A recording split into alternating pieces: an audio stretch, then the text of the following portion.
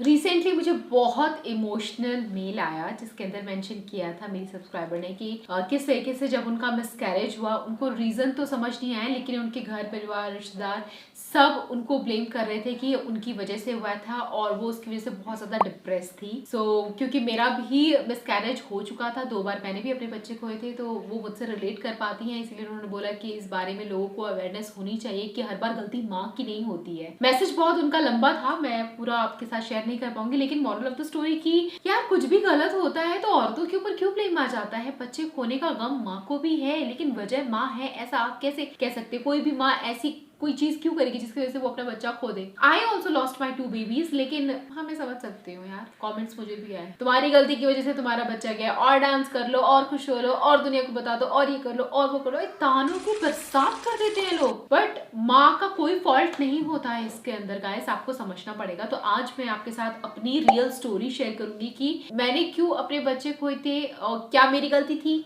Of course मेरी गलती नहीं थी, लेकिन कुछ चीजें ऐसे कर सकते थे जिससे कि शायद ऐसा ना होता या फिर होता, पता नहीं। बहुत कंफ्यूज थी मैं भी। सो गाइस, आज की वीडियो में मैं आपके साथ शेयर करूंगी कि मिसकैरेज के रीजंस क्या हैं और कैसे आप इससे बच सकते हो, क्या नॉर्मल है नहीं है। हमारे की आवाज पीछे से आए तो please excuse me for that, खेल रही है वो। पहले मैं अपने बारे में बताऊंगी कि मुझे कितना ज्यादा मेंटल ट्रॉमा हुआ था जब मैंने अपने बच्चे खोए थे। 2 बार मेरा मिसकैरेज हुआ था एंड शादी के 10 साल बाद मेरी बेटी हुई है हमारा। पर इसका मतलब ये नहीं कि शादी होते ही हमने बेबी के लिए ट्राई करना शुरू किया, हमने प्लान ही 10 साल बाद किया था, मतलब 8 साल बाद, क्योंकि बीच में 2 मिसकैरेजेस तो हुए थे। मैं बहुत ज्यादा मेंटल ट्रॉमा में थी, मुझे लगा था कि मेरे साथ ही क्यों हुआ। बट ऐसा नहीं है कि सिर्फ मेरे साथ हुआ, बहुत लोगों के साथ होता है, लेकिन इसके बारे में कोई बात ही नहीं करता है। क्यों नहीं बात करता है? एक तो ये बहुत पर्सनल है, सेंसिटिव है एंड शेमफुल भी है। हाँ, घर परिवार को लगता है कि इस बारे में बात करना शेमफुल है, कि तुम कैसी औरत हो, बच्चा नहीं कर सकती तो कंप्लीट वुमेन नहीं हो, तो शेम जुड़ा होता है, इसलिए इसके बारे में कोई बात नहीं करता है। इनफैक्ट जब तक मेरी बेबी भी नहीं होगी तब तक मैंने भी ये चीजें होल्ड रखी अपने तक। मैंने मिसकैरेज के बारे में ज्यादा खुल करके बात नहीं की। एक वीडियो में अनाउंस तो जरूर कर दिया था कि हो गया है, बट खुल के मैं बात नहीं कर पाती थी, क्योंकि मुझे लगता है मैं बोलूंगी बताऊंगी तो मुझ पर फिर टॉन्ट मारे जाएंगे, सवाल उठाए जाएंगे। एंड मेरे सब्सक्राइबर्स भले ही मुझे बहुत सपोर्ट करते हैं, लेकिन बहुत से लोग हैं जो मेरे सब्सक्राइबर्स नहीं है, मुझे नहीं जानते, वो सोचेंगे कि इसी की गलती है। कहीं ना कहीं मेरे अंदर बहुत ज्यादा डर था, लेकिन अब वो डर बिल्कुल भी नहीं है, हमारा आ गई है। एंड बहुत जल्द हम दूसरे बेबी के लिए भी ट्राई करेंगे। दूसरे बेबी की इतनी जल्दी क्यों है जानना चाहते तो मिस्टर एंड मिसेस प्रिंस हमारा ब्लॉग चैनल है, वहां देखोगे आपको समझ में आएगा। सबसे पहले समझना होगा मिसकैरेज क्या होता है। सो मिसकैरेज मतलब unexpected ending of pregnancy. Miscarriage मतलब मोस्टली आपके 20 वीक्स 20 हफ्ते का बच्चा हुआ नहीं और उससे पहले ही आपकी प्रेगनेंसी एंड होगी, उसको मिसकैरेज बोलेंगे। और क्योंकि इसका नाम है मिसकैरेज, तो आपने मिस कर दिया, ये आपकी गलती है ऐसा नहीं है, नाम पे मत जाओ। ये किसी के हाथ में नहीं है, किसी के कंट्रोल में नहीं है कि अपने आप होता है। सो मोस्टली जो मिसकैरेजेस होते हैं वो फर्स्ट ट्राइमेस्टर में ही हो जाते हैं, मोस्टली क्रोमोसोमल एबनॉर्मलिटी की वजह से होता है। पहले मुझे बहुत बुरा लगता, पहले मैं सोच के बहुत रोती थी कि मैंने अपने बच्चे को क्यों खो दिया ये वो, लेकिन अब मुझे रोना नहीं आता मायरा के आने के बाद, क्योंकि मुझे लगता है कि सब कुछ पहले से लिखा होता है एंड जो होना है वो तो होकर के ही रहता है, उसमें मेरा कोई कंट्रोल नहीं है। तो पास्ट के बारे में सोच के रिग्रेट करके मैं आगे तो नहीं बढ़ सकती। आगे बढ़ना है तो मुझे प्रेजेंट और फ्यूचर के बारे में ही सोचना पड़ेगा। सो अगर आपका मिसकैरेज हुआ है तो अब आगे की सोचो, जो हो गया है उसके बारे में ना सोचो तो फायदे में रहोगे। बट अवेयरनेस के लिए आपको पता होना चाहिए कितने तरीके के मिसकैरेज होते हैं, सो आप मुझसे रिलेट कर पाओगे। सो जो मेरा हुआ था वो था मिस्ड अबॉर्शन या मिस्ड मिसकैरेज आप उसको बोल सकते हो। इसमें ये हुआ था कि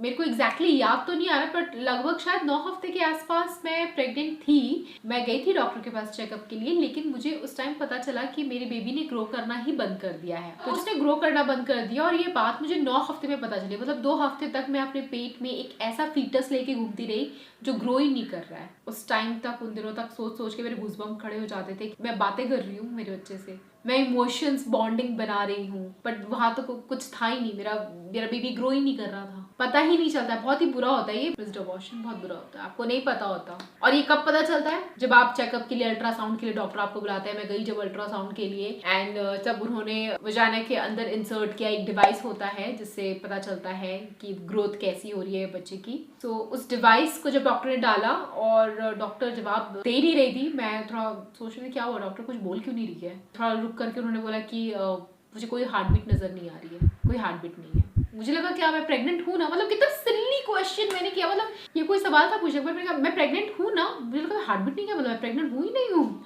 अब तक तो जितने टेस्ट आ रहे थे उनमें तो सब पॉजिटिव आ रहा था। मेरी गायनेकोलॉजिस्ट ने बोला कि मैं प्रेग्नेंट हूँ, अभी ये कह रही हार्ट बीट नहीं है, व्हाट वाज दैट। एंड मैंने बहुत सिली क्वेश्चन पूछा, उन्होंने बोला कि नहीं आप प्रेग्नेंट हो, लेकिन आपका फीटस ग्रो ही नहीं कर रहा है, तो प्रेगनेंसी एंड हो चुकी है ही नहीं। मेरे लिए उस टाइम पे सब कुछ थम सा गया था, मुझे कुछ समझ नहीं आता मैं क्या करूँ क्या नहीं करूँ। मैं वो फीलिंग दोबारा आपको शब्दों में बयां कर ही नहीं सकती, जिसके साथ ही होता है बस उसी को पता होता है। एंड मन में बहुत सारे सवाल थे कि मैं तो सबको बता दिया, अब मैं सबको क्या बोलूँ, मतलब रिलेटिव फैमिली लोगों को सबको बता दिया मैंने, अब मैं किस मुंह से बोलूँ कि मेरा बेबी नहीं है। कहीं ना कहीं मैं खुद को ही दोषी मान रही थी कि मैंने कुछ गलत किया, मेरी वजह से हुआ, मैं इतनी केपेबल नहीं हूँ, मैं सक्षम नहीं हूँ, मैं कैसी माँ हूँ। अपने ऊपर बहुत ज्यादा ब्लेम ले रही थी, मैं बहुत ज्यादा परेशान थी, डिप्रेस थी, सैड थी। सोशल प्रेशर, सोसाइटी का प्रेशर इतना ज्यादा होता है कि अपने आप ये सारे ख्याल दिमाग में आ रहे थे, विच वॉज रियली बैड। उसके बाद मैं अपनी गायनेकोलॉजिस्ट को कंसल्ट किया कि मैं दिल्ली में थी, तो फिर मुझे फोन के थ्रू उन्हें कंसल्ट करना पड़ा। तो उन्होंने मुझे कुछ मेडिसिन बोला लो, एंड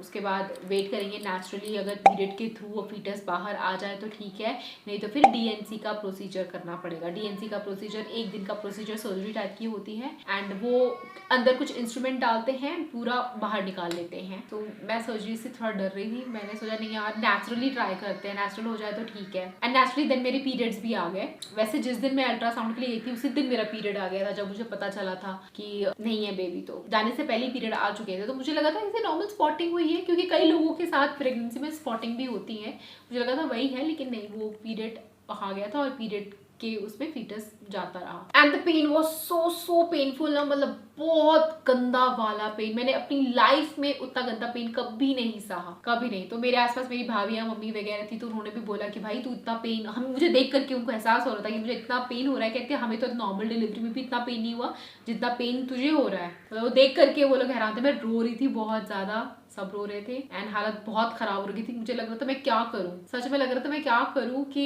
मेरा ये पेन से मुझे राहत मिल पाए। मैं पेन किलर खा रही थी, कोई असर नहीं पड़ रहा था, लेकिन ये था कि पेन थोड़ी देर के लिए होता था फिर ठीक हो जाता, फिर थोड़ी देर के लिए होता था फिर ठीक हो जाता था। That moment was really painful. अभी मैं जितनी स्ट्रांगली आपको बता रही हूँ ना, मेरे को कोई इमोशंस नहीं आ रहे, मैं बस आपके साथ एक्सपीरियंस शेयर कर रही हूँ।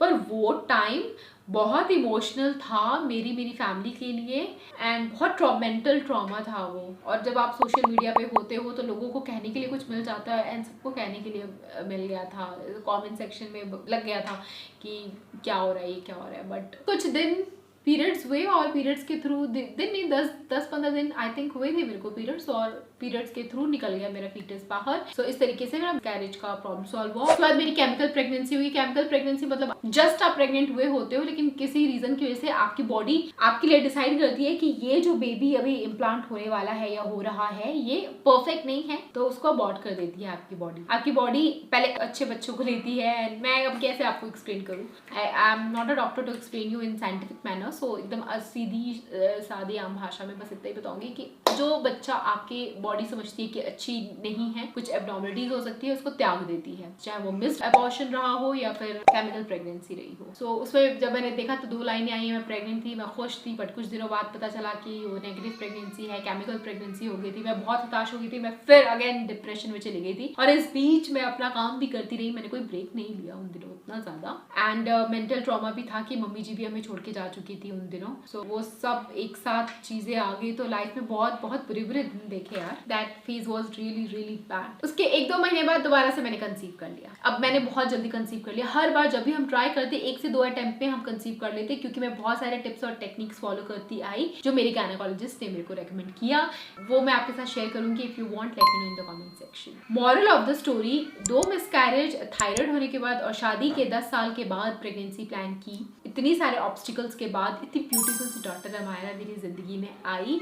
तो मेरे साथ ये हुआ तो आपके साथ भी हो सकता है। अगर आपका मिस्ड अबॉर्शन हुआ है, एंड मेरी प्रेगनेंसी कोई आम प्रेगनेंसी नहीं थी, वो हाई रिस्क प्रेगनेंसी थी। मुसीबतों का पहाड़ कभी खत्म ही नहीं होता है। तो हाई रिस्क प्रेगनेंसी के बाद भी मैं अच्छे से सब कर पाई। सारा क्रेडिट मेरी डॉक्टर को जाता है, बहुत वर्ल्ड्स बेस्ट गायनेकोलॉजिस्ट मिली मुझे। एंड अभी दूसरा बेबी भी प्लान करूंगी तो मैं चाहूंगी वही मेरी डिलीवरी करे इसीलिए मैं मुंबई छोड़ के फिलहाल तो कहीं जाने वाली हूँ नहीं जब तक मेरी दूसरी डिलीवरी नहीं हो जाती है। तो अगर आप माँ बनना चाहती हैं और आपकी लाइफ में प्रॉब्लम्स आ रही हैं, आने दो, प्रॉब्लम्स आएंगी तभी तो जाएंगी, और जब प्रॉब्लम्स आएंगी तब खुशियां आएंगी। अगर आपका मिसकैरेज हो रहा है तो हो सकता है रीजन हो, जैसे कि मेरा थायराइड था, थायराइड भी एक रीजन होता है मिसकैरेज का, डायबिटीज होता है, इन्फेक्शन, हार्मोनल इम्बैलेंस होता है, ऐसे बहुत सारे रीजन होते हैं हमारी बॉडी में। डॉक्टर के पास जाओ, चेकअप कराओ और जो बीमारी है उसका इलाज करो, सिंपल। अपने आप को ब्लेम मत करो, आपने कोई गलती नहीं की है। हमारी किसी गलती की वजह से हम बच्चा नहीं खोते हैं, भगवान डिसाइड करते हैं कौन सा बच्चे को धरती पे आना है, वो आएगा, वो 100 मुसीबतें झेल करके भी आएगा। कितने लोगों का देखा है सर्विक्स ओपन हो जाता है, ब्लीडिंग होती है, फिर भी बच्चा आता है, उसको आना होता है तो वो आएगा। हमारे चाहने ना चाहने से कुछ नहीं होगा, लेकिन हाँ पॉजिटिव होप जरूर रखो, पॉजिटिविटी रखो,